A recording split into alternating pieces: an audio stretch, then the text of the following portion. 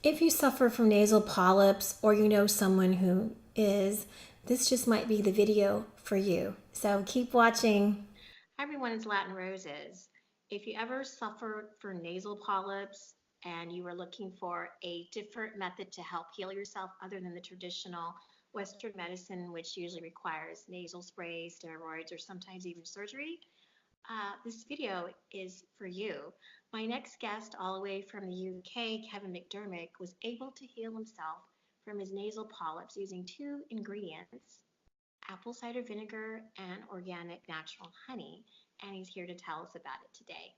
Hi, Kevin. Thank you. Hello there. So tell us, no really symptoms for the nasal polyps is usually like runny nose, facial pain, trouble breathing or smelling. What were some of the symptoms you were having?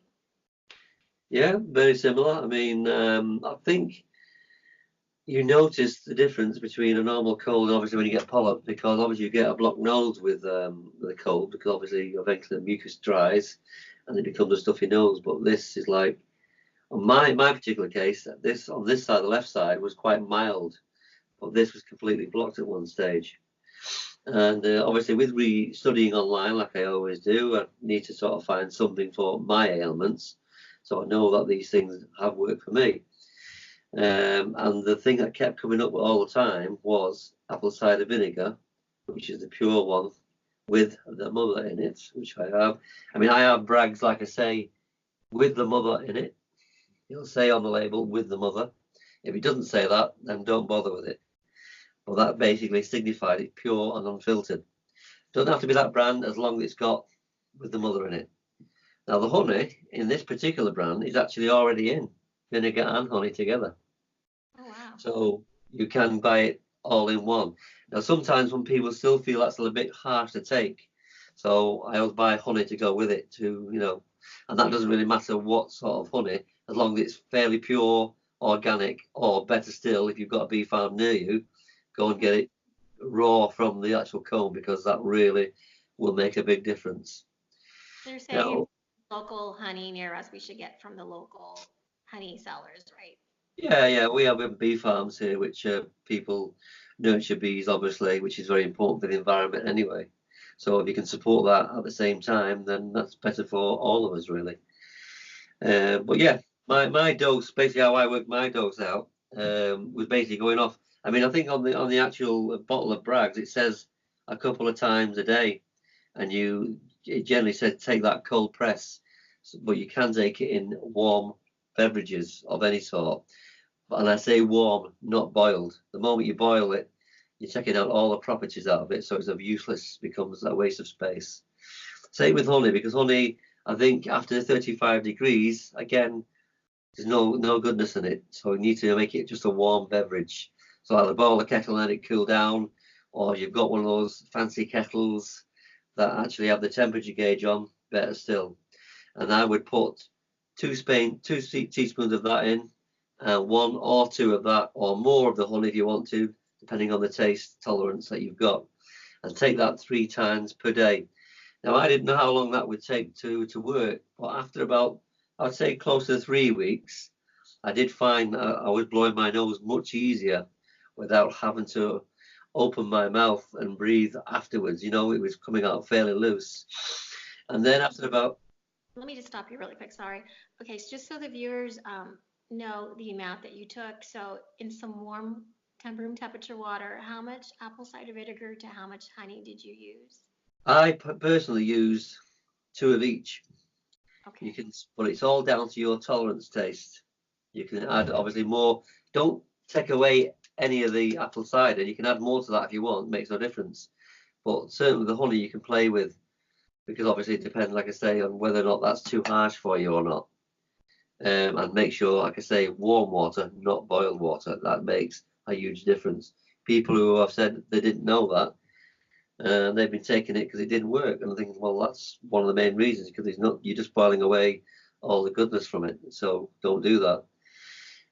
Now, I would particularly say if you can, you need to swallow it whole or through a straw because obviously that can ruin the enamel on your teeth.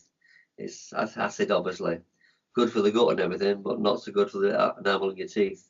So you can use a straw, or if you're keeping it in your mouth away from your teeth, down in one go, which a lot of people can't do with apple cider by itself, because a lot say it burns the throat. Well, obviously that's why you take honey as well, because that will take away that taste and that burning effect, and the fact that the antihistamine in the honey, antibiotic and antifungal, is good for the sinus. That's what does the trick.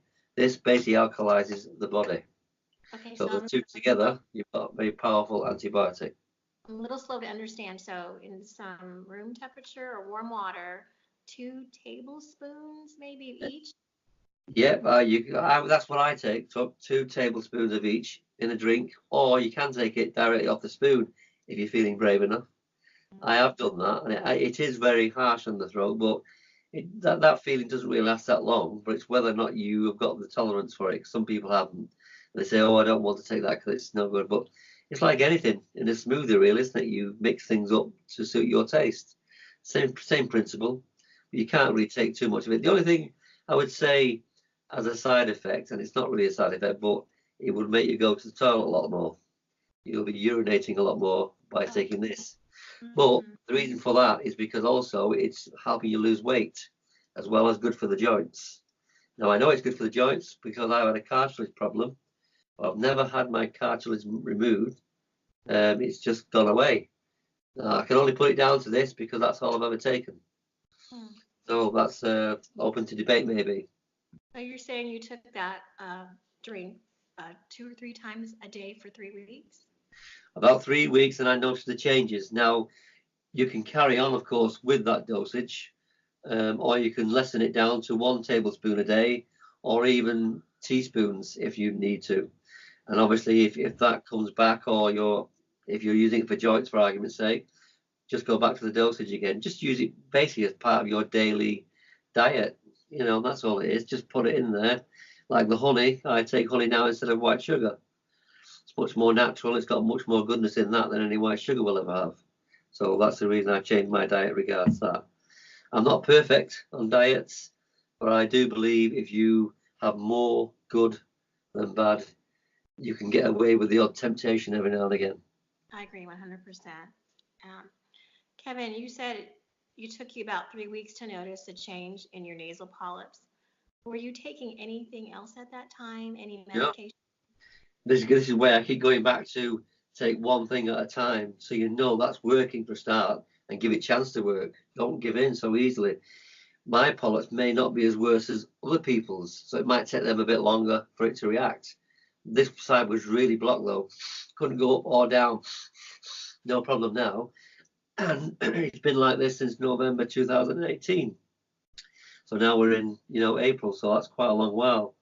But for people to tell me it doesn't work, I'm not saying I know everything, but I don't think people give it a good dose. They don't give it enough time, and you've got to be patient with a lot of stuff. I agree with you. I know a lot of people don't like the taste of apple cider vinegar. They say it's too strong, but I agree with you.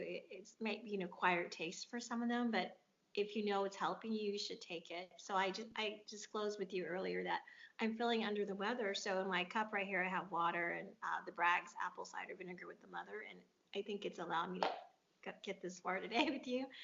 And Yeah. I had created a video on how apple cider vinegar, it's my medicine because it really is. It's helped me so many times get rid of so many health ailments. So thank you for sharing this. You must put it on the Facebook page then. Yeah.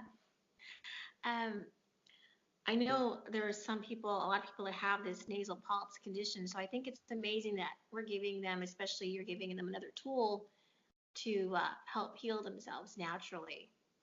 I think that's really great. I think we got to take that 3 times a day. Obviously, I don't have to do that anymore, but I do obviously still put it in my diet, maybe 2, 3 times a week, not every day. And obviously, it came back. I would go back to the dosage again. But people can, plow it into your body, get a big boost. And that's the idea of it. The first few weeks, boost your body with it. And once it starts working, you'll know it's not like a dynamic change. It's a subtle change that you just realize that, oh, I can breathe through my nose. Couldn't do that before. So you know it's working. And like you say, I haven't tried anything else, so what else could it be? Polyps don't just go away by themselves, as most people will know. That's right. So that's very powerful, and thank you for sharing that. So where can the viewers get in touch with you? Thank you.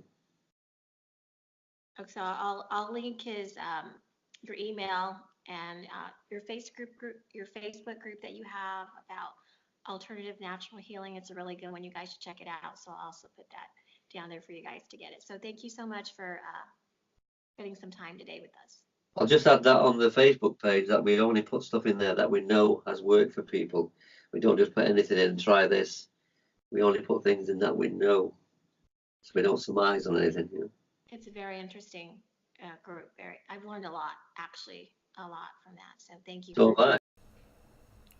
If you like this video, hit like. If you have any testimonials about sharing about natural ways that you did to heal yourself or know of somebody else to do that, please share it. I love to read your comments below, and so do the other viewers. It's a community that helps each other. So if you found this useful, please share it on your social media. And if you want to see more videos like this, please subscribe. And if you want to stay in touch. So as usual, I wish you love, peace, and joy.